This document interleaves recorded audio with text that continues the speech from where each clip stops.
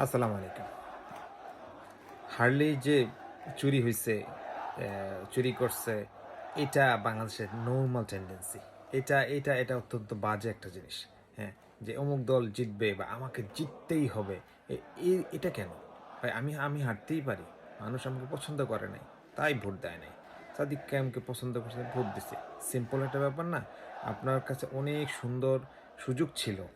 আজকে ছাত্রদলের অনেক সুন্দর সুযোগ ছিল ভালো ব্যবহার প্রমাণ দেওয়া, যে ঠিক আছে ভাই, তোমরা আমাকে ভোট দাও নাই, দ্যাটস ইট, সাদিক কায়েম উইন করছে, দ্যাটস ইট, সিম্পল, আসো একসাথে কাজ করি।